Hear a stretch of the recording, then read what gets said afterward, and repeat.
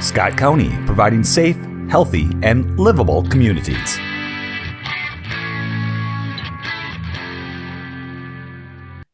Okay, folks, we're on topic number 6 on the agenda. Receive information on a Scott County Delivers topic. This week, the topic is our community outreach and engagement. Quite a timely meeting, some of the, especially as it relates to some of the discussions we've been having about how we make the community aware of what's going on, particularly when it comes to county actions regarding public hearings and things like that, and even beyond that. So with that, Leslie, I'll turn this over to you and the staff, and we can have a discussion about community outreach and engagement. Thank you, Commissioner Beard. Yes, we will go ahead and move forward with this. I think that first off, we'll have the panel representatives introduce themselves and where they're working and what they represent. And then Jen Schultz and I will be the folks that are asking the questions today of this panel. So Tracy, do you want to go up first?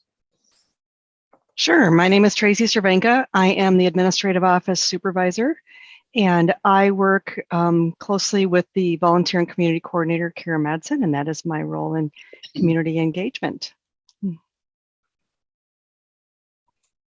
Chris? Good morning, Mr. Chairman, Commissioners. I'm Chris Harder. I'm the Quality Improvement Manager, and I also supervise the 2 new community outreach officers. Luke? Good morning, Luke Hennon, the County Sheriff. Marlene? Hi, my name is Marlene. I'm one of the community outreach officers. Mark? Hi, I'm Mark Kendall. I'm the other half of the community outreach officers. And last but not least, Kara. You need your off mute. Good morning, Kara Madsen, Volunteer and Community Coordinator. And so the topic today, and when you took a look at it, is really about one of the board's goals coming out of our 2019, work on the strategic plan was about more community engagement. Government can't do it all by itself. How are we doing that? I think you'll find what Luke is doing in the Sheriff's Office interesting as well towards engagement for even future employees and things like that. So this is kind of a big topic. We have the strategic charter, which we worked on with the board last year, that is driving some of this work and where we're headed. And this is really our first time that we've talked about this topic at a Scott Delivers. And with that, I'm going to have Jen Schultz introduce herself, and she is going to start us off with some questions. Good morning, Mr. Chair, Board of Commissioners. And yeah, I am going to, I'm Jennifer Schultz, and I'm the risk manager with the county. And I'm going to kick us off this morning with our Scott County Delivers presentation on community engagement. And I'm going to start by asking Chris to just do a brief kind of summary, kind of just start talking a little bit, if you could, Chris, to summarize kind of where we're at with collecting baseline information on what we're already doing with programs. We certainly in the presentation can see that there's already community engagement happening. So if you can just kind of kick us off with talking about what's already happening with engaging our communities, I'd appreciate that. Sure. Thank you, Jennifer. Thanks, Leslie. So as you've looked at this packet, you are likely to see that these are, we have some brand new positions. We have some brand new work happening, but it's really built on this foundation of community engagement work that's happening across the organization. And we actually struggled a little bit about whether to bring this to a Scott Delivers or not, and decided to bring it because it was a really good opportunity to highlight some of the positive things that are happening as we set baselines and move forward. So as we go forward, we're particularly interested in your thoughts or your comments about how this all gets developed as we are establishing practice and measures and culture really around community engagement. So we're hoping to have some good conversation. I'd like to start, Mary, if you could move us to page 6 as a starting point. As we have been doing some work on community engagement, Jake Grusing and I have been interviewing department heads on their current engagement work. And some of what brings this to really some kind of critical importance is we're starting to get some data back from the 2020 census that shows that our population is changing. And as that population changes, our opportunities to engage and listen and inform change as well. And so this is just one snapshot. I credit Brad Davis and his team for pulling this together.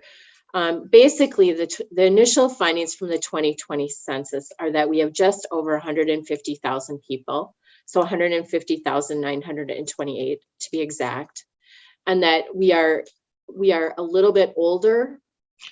We are continuing to grow in population, and we are becoming more diverse. And so as you look at this slide, we have a 16% increase in population between 2010 and 2020. During that same time, our population percentage points of non-white residents increased from 15% to almost 24% of our population. So really seeing an increase in the number of residents here who are non-white or identify as non-white. And then the upper right-hand box, you'll see there is the yellow bars indicate the 2020 population. And you'll see as you move towards the 45 to 54 that those yellow bars get bigger and bigger. And that by 2040, the predictions are, the trends suggest that over 50% of our population will be 65 plus. So just seeing that slight aging in our population. So with that, Jake and I set out to interview these department heads. And can we go to page 3, Mary? There we go. And I don't know if there's a way you can make that. There you go. Thank you. Thanks for knowing what I was looking for. And so our task as part of the community engagement charter was to interview people across the organization and talk about what their current engagement practices are. And this is a tool that was put together by a national organization to kind of codify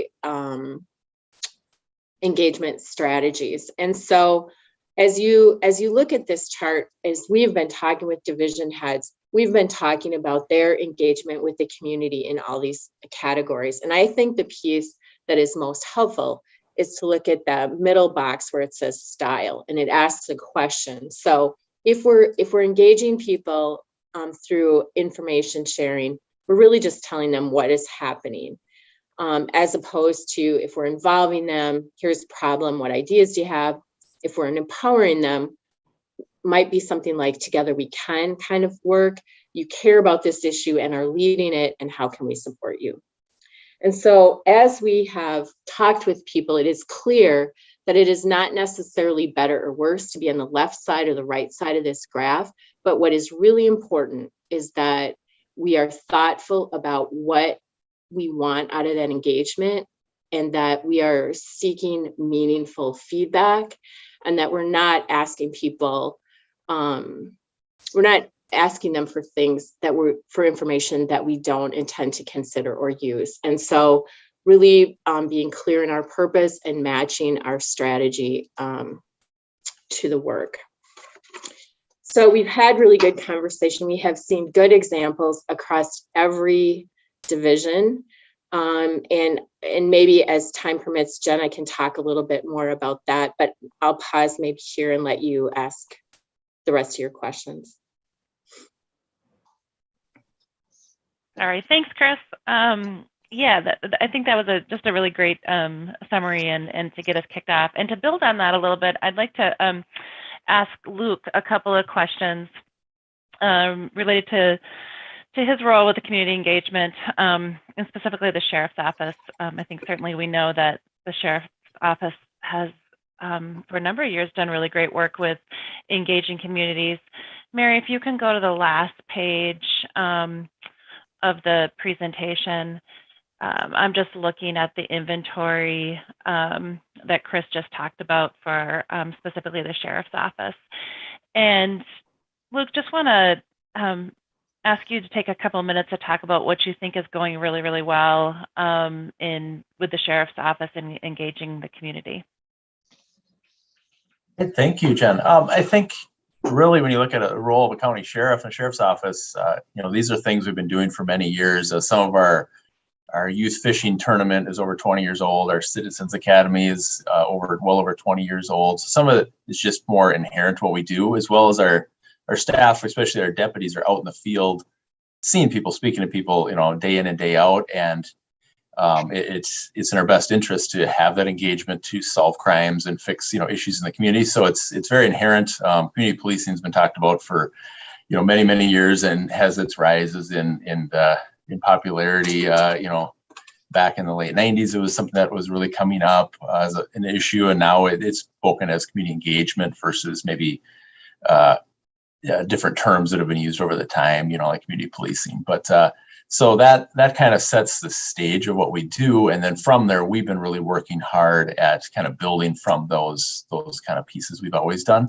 And many of it is twofold. Some of it is engaging the community, solving crimes, getting to know our community, and then second of all, a more common thing you may hear about now is, staffing levels in law enforcement, or the ability to recruit and retain people, especially people that maybe reflect our community. So when you look at the census data, how do I get our people in the position to reflect our community by 2040 or by these different benchmarks? So a lot of the engagement, I look at my own experiences that, youth growing up in the community and meeting Bill Nevin at the time, the sheriff, but I had an interest in law enforcement from a very young age, and us going out and playing soccer with kids, or going into the schools and doing presentations, or walking around the fair and talking to somebody is a good way for them to make that connection, and maybe spark that interest in public service, and that might turn into an employee later down the road. So I really look at it as like a long-term game of the work we're doing now may pay off 6-8 years from now, but it's very important. And then on that as well, we really encourage our employees to live in the community. So like 80% of our deputies live within Scott County, boundaries. So that is the other piece of community engagement that's happening behind the scenes. But the neighbor kids are looking up to that deputy that lives down the street, that squad car, saying, "Oh, I know a police officer, and I know they're normal people that teach soccer and football and go to church with me, and I see them at the gas station, what have you." And you're building that normalcy to it. So it's very important in like I said, that strategy of police in the community. We get our legitimacy from the respect and the trust in our community. So community engagement just further builds on that. Look, is there things that you would like to do that you haven't been able to do yet? And what might it take to do some of those things if that's the case? Yeah, I think, the one issue we struggle with, of course, is staffing levels. So community engagement right now is done by Deputy Lick as an assignment, but she's a patrol deputy. She's out patrolling the townships, working the weekends, day shift, and is able to squeeze in these events when we can, or rely on our partners or supervisor to backfill her patrol need when she's going to, do a car seat clinic for a couple hours or things like that. The other staff working will pick up her calls and pick up the slack while she's out. So this last year, for instance, it got hard. We were down many staff members. So, the community engagement is the thing that kind of drops off. We're not able to do some events. So that makes it difficult. And then I think the other long-term plan I have would be create more of a sheriff's advisory type board as well, of a handful of community members to meet with periodically throughout the year to pose ideas to hear their concerns or questions about law enforcement, and kind of help us further that empowerment part of people being part of the process and kind of learning more, and like I said, us learning from them as well of what's important in the community or not. Final question, Luke. Can you talk a little bit about how you might measure some of that in community engagement, what that might look like moving forward, and include in there if there, barriers to measuring that. It's probably not an easy thing to measure, but just some thoughts around kind of how we would look at and measure the success moving forward. Well, I think the easy measurement as a county sheriff is, of course, in elections. So there's a measurement there every 4 years of, are you meeting those needs and those concerns of the community? But, beyond that, I know the county's survey, although it's not totally specific to the sheriff's office, in some of the questionable public safety, but it does reflect, I think, the law enforcement as a whole in Scott County and some of the responses we see from folks. But yeah, it's hard to get a really tight measurement of specific things we do because of the overlap in law enforcement of the city police departments and the work we do. And then as well as the sheriff's office has, dispatch center, the county jails, other roles we do that aren't as public facing, but also are just as impactful. Thanks, Luke. I'm going to turn my attention to Mark and Marlene. Mary, if you would move us to page 9, please. I just wanted to start a little bit by asking both Mark and Marlene if you could just spend a couple of minutes summarizing your role. You're both new to the county. I think been here about 6 months. So if you could just take a little bit of just a quick opportunity to kind of summarize each of your roles and your work here, that'd be great. And let's start with Mark. Thanks, Jen. Hello, commissioners. It's a pleasure to be able to be here this morning. I get the opportunity to be a part of this great team where we get to focus on, I get to focus on those faith community leaders, nonprofits, and even businesses, and engaging with them.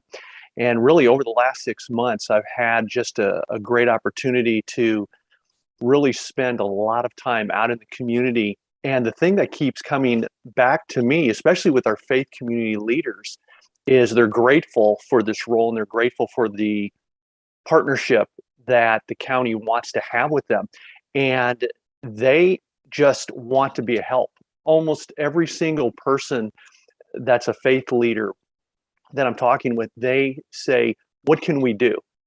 We don't know what that is, but we want to be a part of solutions. And I get an opportunity to talk, especially with housing and some of this family homelessness issues that we're facing. And we're doing a roundtable on March 31st.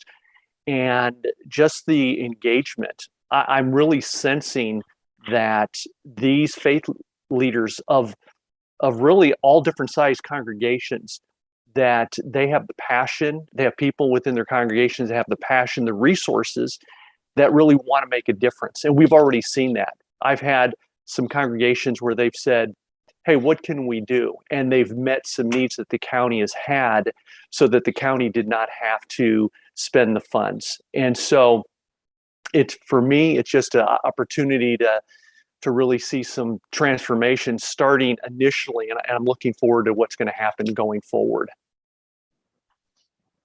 Thanks, Mark. Marlene? Commissioners, good morning, everyone. Thank you for letting us be here.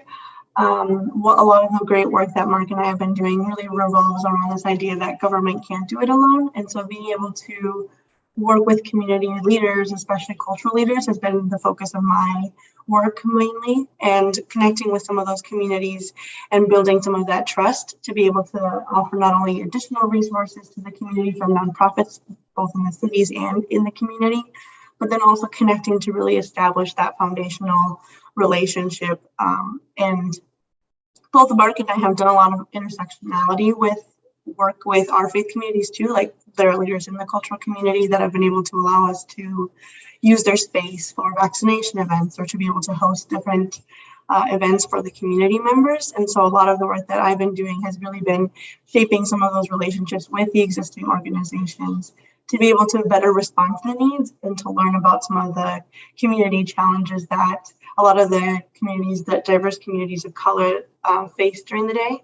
And so I also have been working a lot with the early learning and educational programs and prevention. So prevention work and doing a lot of that awareness and outreach for early childhood screenings has been a lot of what I've been doing. Say, Marlene, Mhm. share the coordination you had with one of the faith communities and public health on your Three Kings event.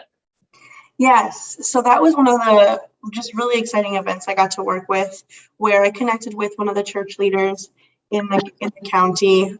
It's the St. John's Lutheran Parish, and really worked with them to establish a relationship with ASER, which is the Twin Cities nonprofit that works with Hispanic populations. And they were able to graciously come into Scott County and be able to offer a lot of their bilingual services and a lot of their own staff that were able to help vaccinate, in addition to our own public health department. And so coordinating with our public health department, we really centered around this Three Kings event and celebration, which is, you know, in correlation with a lot of the Catholic tradition in the community. It has to do with the three Vajas that come and visit Jesus. And so I really saw it as an opportunity to highlight that cultural event in the community, and doing so, being able to offer them like traditional foods that are eaten during that time, and bringing that awareness of, you know, having vaccinations available on site during hours where a lot of the families don't really have, you know, they have more availability to come in. And then also just working with them to be able to offer education about early childhood screenings and just the importance in raising awareness with parents that were there. Thank you. So that was an example I really think that was good of interdepartmental and coordination and actually reaching out with the state. In your mind, you and Mark, is that an area where we still could improve in, do you think? Coordination with departments, coordination with the volunteer coordinator. How is that going? I know you're only 6 months into this, as we've talked about, but thoughts on that from Mark and Marlene? Well, I know from my perspective, and Marlene too, we've had different departments reach out to us and say, we've got some help. One example is the Hopscotch, transportation. They said, hey, are there any faith communities that we could get some volunteers? And I was able to reach out and direct some faith communities, and they were able to partner together. That's just one small example, but I think as our roles become more known, is we're able to advocate and be able to help be that resource. I definitely agree with Mark. There's so much opportunity, I think, for partnerships across the departments, and just being able to realign ourselves to make sure that we're not duplicating efforts. You know, one of the great examples just recently was working with public health to be able to offer some of the masks that were distributed. And they, you know, public health reached out to both Mark and I about, you know, faith communities or organizations that might need masks, in addition to just cultural communities or cultural nonprofits in the area. And so we were able to work with them to really fill in that need, and to be able to do so, like, even delivering them ourselves. Thank you. Thanks. I'll just ask either Mark, Marlene, or both of you. So on page 9, looking at the snapshot of the number of outreaches, which in the first 6 months, when you look at 58 outreaches, that's pretty significant. Have the two of you thought about or worked on what else, or what those measures might look like moving forward?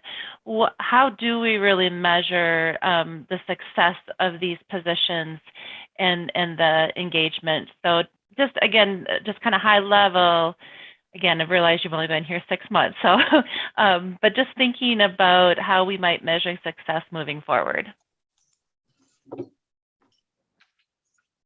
When I look at success moving forward, it's really initially we have these different faith communities, nonprofits we're engaging with, but it's really to see how they're going to become involved with the county. And so we'll be able to track exactly how many of these communities and nonprofit organizations are partnering with us at the county.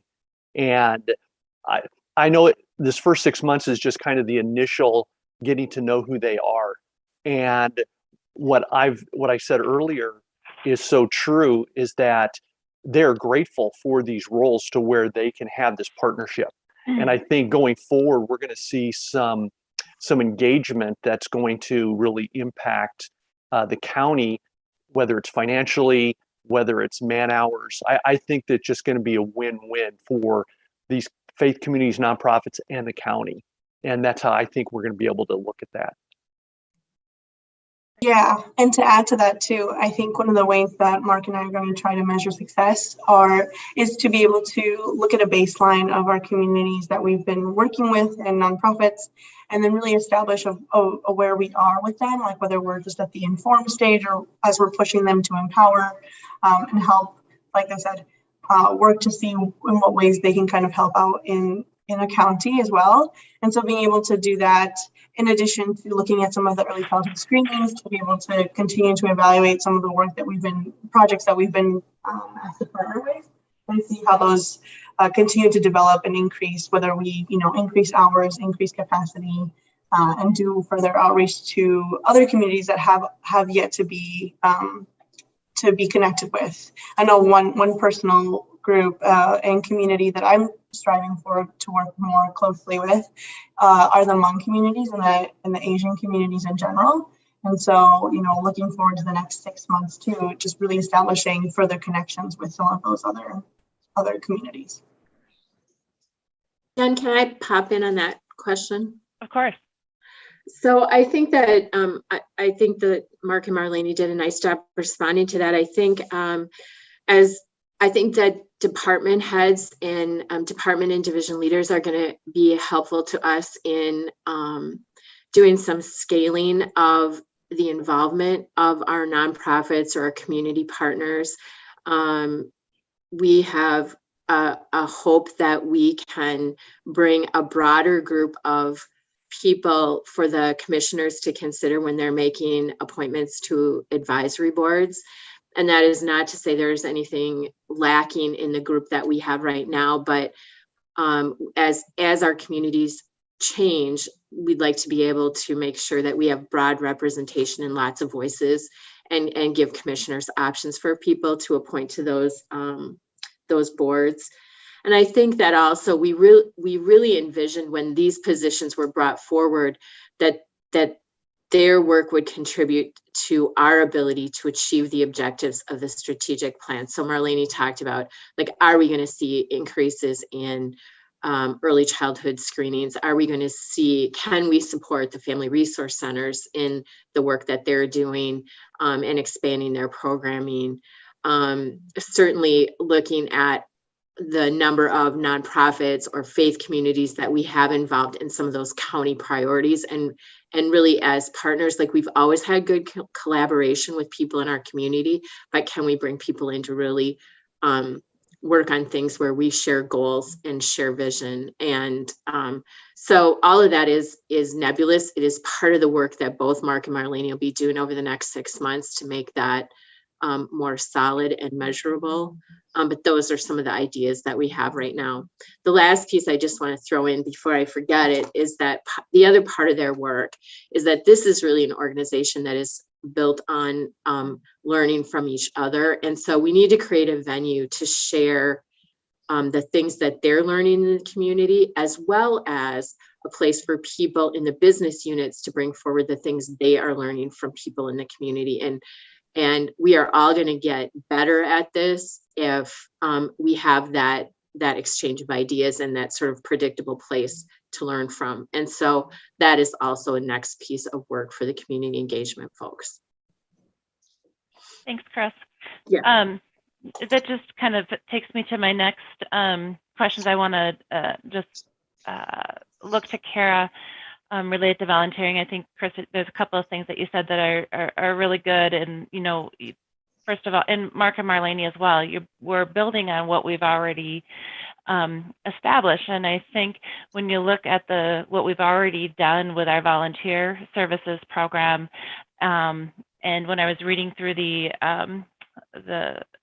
paperwork and looking that we have 1,200 volunteers in our database already, that just really speaks, I think, volumes to the work that's already been done.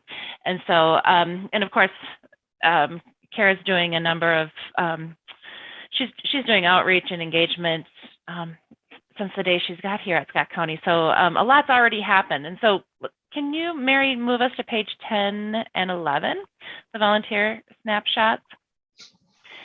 And it really doesn't matter. I just wanted to start, Kara, you know, when I was looking at this data, probably making an assumption that some of the decrease that we've seen in the last 2 years related to COVID.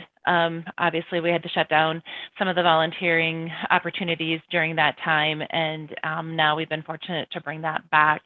So I just wanted to ask you to talk a little bit around what you're seeing with the recovery of volunteers since you know, COVID started, and then maybe secondarily, what are some of the expectations that you have for volunteers moving forward? Sure. Yeah, the difference in numbers really is because of COVID. When we came to, you know, the volunteer program really came to an abrupt stop as COVID started, and we shut down all opportunities that we could have volunteers volunteering specifically within our divisions in government. So it was a challenge to continue to communicate with them, keep those relationships strong, and let them know where there was availability to help. So really, when we first did the shutdown, what was that, February 2020, my website was blowing up for volunteers. I was getting literally 20 to 30 people signing up to volunteer every week, and which was wonderful. However, I couldn't utilize them in our capacity. So that was when had to just take a sidestep there and really try to involve them more with our partners in the community. So reaching out to the food shelves, reaching out to the food programs, and anything and everything that I could do to keep them engaged. It's wonderful to have a database of 1,200 volunteers, but if we're not utilizing them and we're not touching them, so we're not letting them know about opportunities in the community, we'll lose them to some other program that can utilize them. So that was really, that's where the big step, you know, the downfall was, that we just weren't able to utilize everybody we have. We have a lot of people coming back to volunteer, and a lot of divisions are now opening up their opportunities again to volunteers to help. And yeah, I mean, that's basically it in a nutshell. I work real hard to build the relationships that we can in turn utilize to build that community engagement. So as you stated, I was working and continue to work with the faith community on a lot of different volunteer objectives, or matching them up with volunteer opportunities or programs in the area, and the same with nonprofits. So just really work at kind of that bottom level of building that relationship, and then being able to take that to the next step of involving them, or giving them areas in which they can partner with us. Kara, you kind of touched on this a little bit, but I was noticing in the paperwork on page, I think page 5, and I can't remember if that was under one of the challenges, Mary. Oh, in the next steps, and again, you touched on this a little bit, that it looks like that, you know, some of our partners, our community programs, have more of a struggle getting volunteers. And you said that during COVID, you tried to connect some of our volunteers back with some of those programs. Do you have thoughts and ideas around how we keep doing that to continue that partnership with those community programs, if we have volunteers, and how we match them back if we're not able to use them within our programs? But basically, again, it just goes back to the communication and the relationships. So I work closely with different people. CAP agency, for example, reaches out to me a lot when they don't have people for a Meals on Wheels program. I work collaboratively with CAP and SHIP regarding the backstretch gardens that we work with volunteers on. So they're usually unable to find volunteers for that. I will reach out to my database and see who we can pull in. Treehouse reached out to us during COVID. They were needing people to supply meals. So we brought in a lot of new volunteers and a lot of organizations and nonprofit organizations that were willing to provide those meals.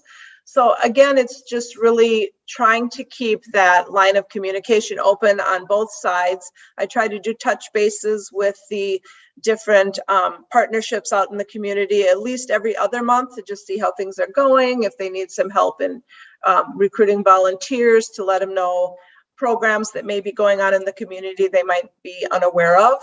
And just really keeping that line of communication open, that we can utilize what volunteers we have in our database and just match them up wherever they can help. Thank you.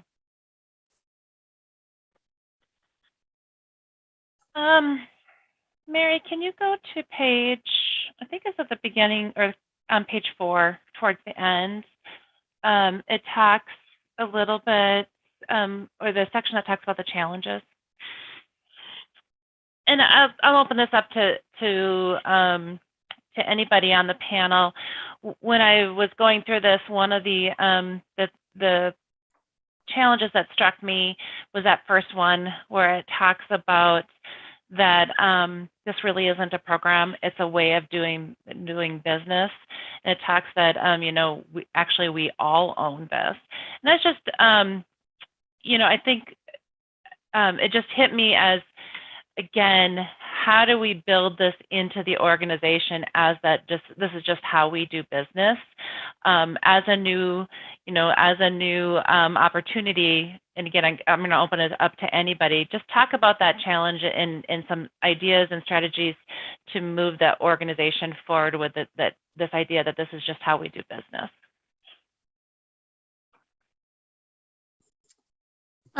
Jennifer, I would say for starters that I think that the value of community engagement is really well seeped in the culture. I think that we have opportunity to grow how we do it and how well we do it. But as Jake and I have gone through really, really terrific conversations with department heads, like, it is clear that people place value in knowing what's important to the community, in having good working relationships with the community. There is this wide range of strategies and efforts. Some of them are really formal, like commissions and advisory groups, and some of them are really informal, like the folks we talked to in Highway do a lot of community meetings, and they talked about examples of not being able to move a road, but they can certainly accommodate a neighbor's preference. They use this grandpa's rock. That was the story that I remember. So this family had this huge rock, and the work that they did to work around something that was really important to this neighborhood to preserve where they can, right? Can't always, but where they can. They talked about creating community liaisons for specific projects. Lots of departments talked about a desire for a better use, or their own use of social media. That's a growing way to engage people. So I think that the value is there. The challenge is having the time and tools to do it. And that's where I think that this baseline work will set. We're going to develop a toolkit from that, and hopefully start to share ideas. Like Jake and I were both really surprised as we talked to people in divisions that a lot of times the conversations we were hearing were also surprising to people within that division. Like, folks didn't necessarily know what else was happening. And so I think that's our best opportunity to build that culture, but the value is there. So I don't know if somebody else on the panel wants to talk about like how we grow that, or how we build that.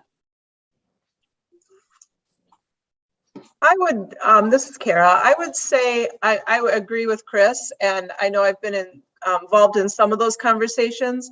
It is something I think that we're already doing, and probably organizational wide. The problem is we don't have a tool or a way to communicate this and share this information and share this data, and people to actually reach out to. If they have a question or something came up and they heard something, who do they go to? Where can we find an answer for this? Or where can we find some support for this? Or where can we have a partnership with this? So I think just finding a tool or a way to be able to communicate better within our different divisions, and those that can kind of come together to help solve some of these problems, is going to be key to continuing to have great community engagement and support.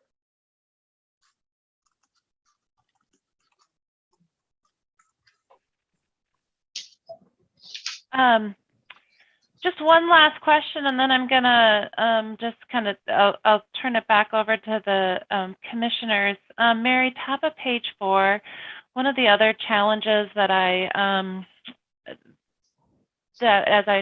oh, I'm sorry, top of page 5, I went the wrong direction. The challenge you guys cite in there related to lived experience and the difficulties keeping people with lived experience engaged in our advisory groups and in other opportunities.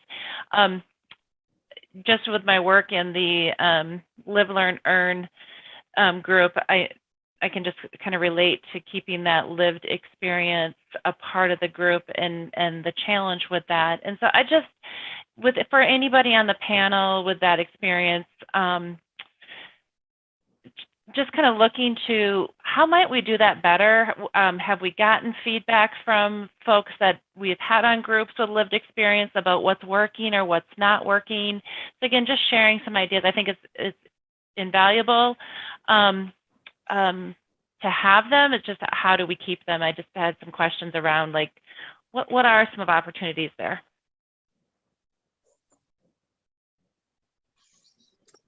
Jennifer, I think that we have a really great opportunity to look at, I think it says something about how we bring people in.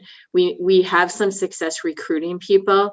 And so can we build some skills around how we support people with lived experience coming into these really important groups and groups that are we're hoping are going to be really helpful for us.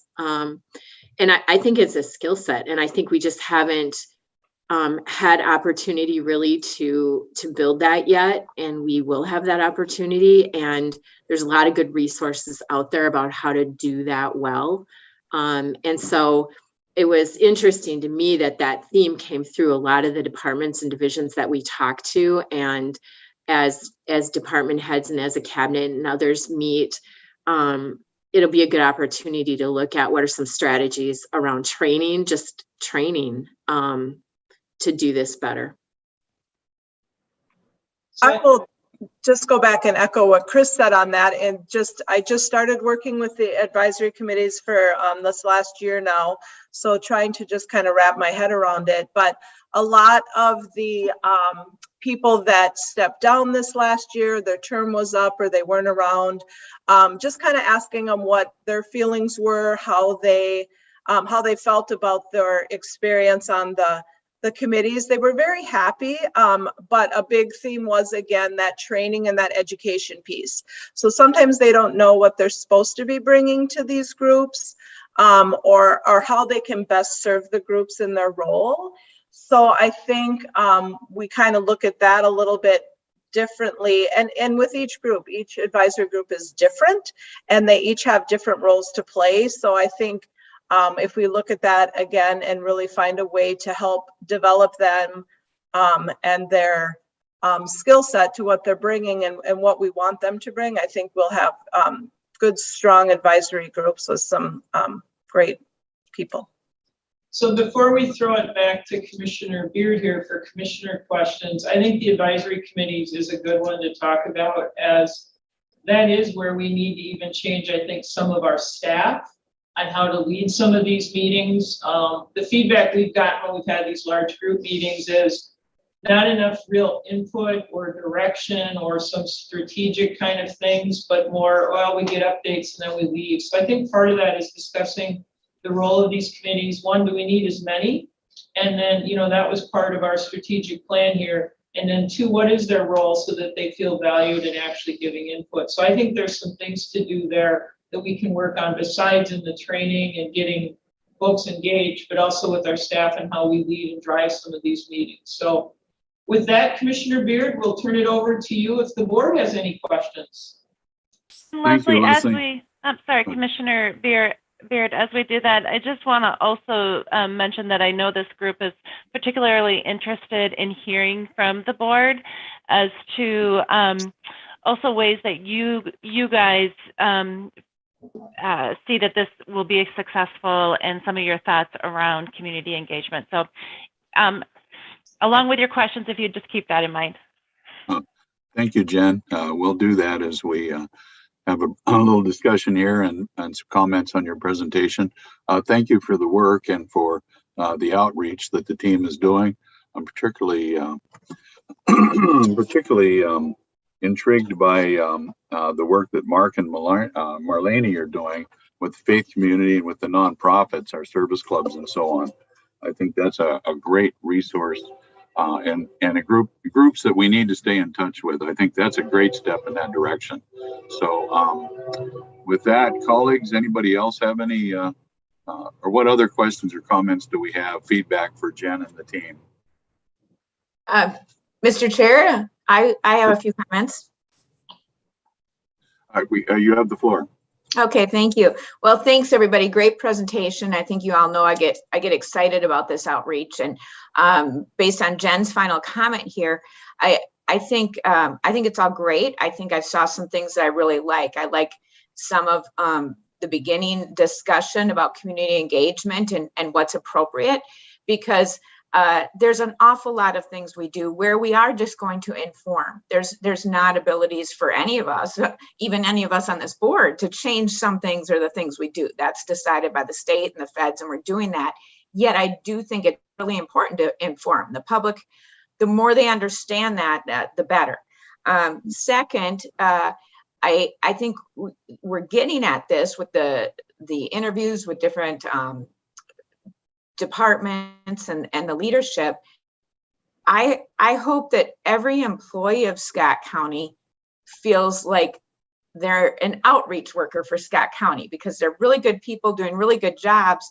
And I think that's part of it, because they have the ability to explain what they do, why they do in their life, in their worlds. And I think I would like to really empower all of our employees to be outreach workers, to be giving that information out and bringing back feedback. And I know many of them do, and many departments have. I think of some of the recent changes just in customer service. That's done all the time, but I would like to see that throughout our culture even more. And then, the volunteers, we have such a great database. And I know we're getting out of COVID. Let's use this getting out of this pandemic to enable, empower, and get those folks doing the work that they want to do. And I think, Mark and Marlene, yes, it's so wonderful the work you're doing and the connections you're making. And I think sometimes with these groups, whether they be faith communities, nonprofits, service clubs, there might just be even opportunities for different departments, different staff to go to those groups or be involved somehow with those churches, to give information and then tell about what could be needed and how our community can make a difference, and hopefully take away work from the government and from Scott County. So I'm excited about that, and those are some of my comments, and just thank you for, I know it's been hard work and pulling it all together. Thank you, Commissioner Brecky. Others, Mr. Chair. Commissioner Beer, there you are. Yes. Thank you. Yeah, I remember, wasn't that long ago, actually it was several years, but you remember the good old days when we used to squeeze into that fun, tiny little conference room off the boardroom and shoulder to shoulder, elbow to elbow, and have all kinds of fun conversations. And this topic, I think, sort of came out of one of those meetings when we were, I think we were developing our new strategic plan, and and it was sort of post-meeting, was an energetic, passionate, spirited discussion of like, hey, how do we get our people to dream a little bit about new ways to do things? And the response was, they're so busy doing their thing, no one has time to dream. They're just trying to get their job done. Mm-hmm. And so now, fast forward, a handful of years later, we have two folks spearheading opportunities, going out, dare I say, being missionaries for the county and inviting people in to the process. And I too am excited. So I know Commissioner Brecky had her pom-poms. I got my pom-poms out and it's very excited for this opportunity. So here we sit, we have this opportunity. One of my questions is, okay, we've got two new positions, lots of excitement, always have a ton of need, which will never, we're never going to outrun the need of humanity. But my question is how do we keep these two roles, Mark and Marlene, focused on the big picture and not getting swallowed up in, I'm going to say, the smaller needs? I hate to say it, but sometimes you got to prioritize things and still be able to accomplish big goals that lead to transformational services, transformational opportunities, so that when we interact with people, we have a bigger impact and are changing people's trajectory and changing people's lives. Big picture, but that's what I'm excited to see. So we can break some of those generational, I always like to refer to it as generational sin. We can debate that later, but breaking just patterns in people's lives for the better. So I just want to make sure that we're not getting drowned in the some of the smaller things and still after some really big fish. So I don't know if there's a answer to that at the moment. It's more probably just a thought. I'm going to pause for a minute and see if there's a little bit of an answer. I'm not expecting one necessarily, but before I go on to a couple other comments. Commissioner, I'd love to respond to that if you would allow me. The